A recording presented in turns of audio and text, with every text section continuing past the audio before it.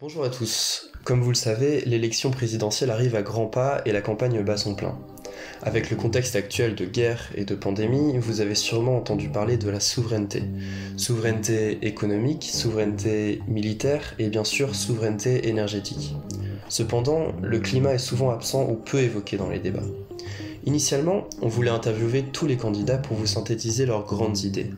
Malheureusement, hormis Nathalie Arthaud, personne n'a voulu se prêter à l'exercice. Donc, puisque les candidats n'ont pas voulu venir à nous, nous sommes allés à eux. Dans cette série de vidéos, nous vous présentons les grandes mesures énergétiques des principaux candidats. Évidemment, ces formats courts ne peuvent pas résumer l'ensemble des programmes. En revanche, ils s'efforcent de dégager les grandes orientations énergétiques des programmes des candidats. Aujourd'hui, on va parler de celui de Marine Le Pen, candidate du Rassemblement national, se présentant pour la 3e fois à l'élection présidentielle et députée dans le Pas-de-Calais. Voyons la place qu'occupent l'énergie et le climat au sein de son programme Aime la France. Marine Le Pen a mis en avant 22 mesures pour 2022.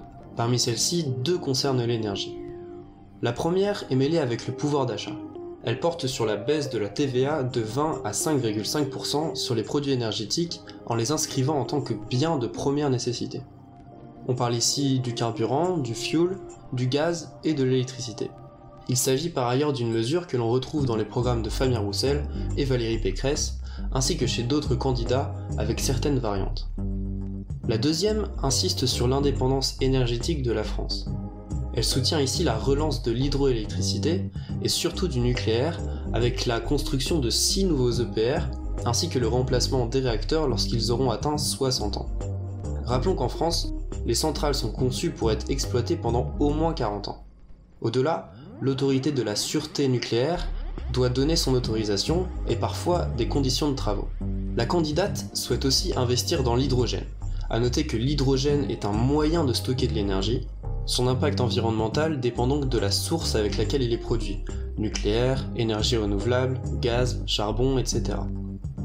Marine Le Pen souhaite par ailleurs arrêter les subventions aux énergies renouvelables comme le solaire et l'éolien, ainsi qu'entamer le démantèlement des éoliennes. Au-delà de ces mesures phares, voici certaines de ses propositions sur différentes thématiques. Concernant le logement, la candidate souhaite lancer un plan de réhabilitation de l'habitat ancien avec des aides efficaces. Toutefois, cette mesure reste assez floue.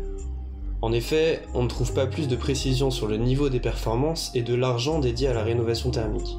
De plus, les aides efficaces évoquées ne sont pas accompagnées des réformes à mener pour les satisfaire. Marine Le Pen propose aussi de subventionner le remplacement des chaudières à fioul par des pompes à chaleur. Une autre thématique nous a semblé particulièrement intéressante. Elle concerne l'adaptation au changement climatique. La candidate évoque ce sujet en proposant de revoir le système d'assurance face aux aléas climatiques et de faciliter le stockage de l'eau. Sur la partie mobilité, elle formule le souhait de développer des plans de mobilité douce complémentaires à la voiture et à la moto. Il s'agit particulièrement du train. D'ailleurs, elle propose leur gratuité pour les jeunes, mais seulement aux heures creuses.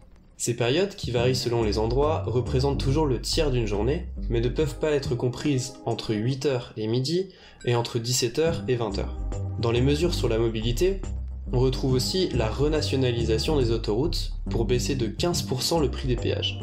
Rappelons que les autoroutes ont été privatisées en 2005 et que depuis, leur prix augmente en moyenne de 1,5% par an. Pour résumer, au niveau énergétique, le programme de Marine Le Pen insiste surtout sur l'indépendance de notre production vis-à-vis des autres nations, plutôt que sur une ambition forte de réduire les émissions de gaz à effet de serre. Il est aussi à noter qu'elle lie fortement ce thème à celui du pouvoir d'achat. À la lecture de son programme, on constate un grand manque de précision ainsi que de chiffrage financier sur ces mesures. De même si certains enjeux sont évoqués, d'autres, comme celui de la forêt, sont absents. L'énergie et le climat ne ressortent donc pas comme des priorités de la candidate, qui insiste bien plus sur l'immigration, la sécurité ou le pouvoir d'achat.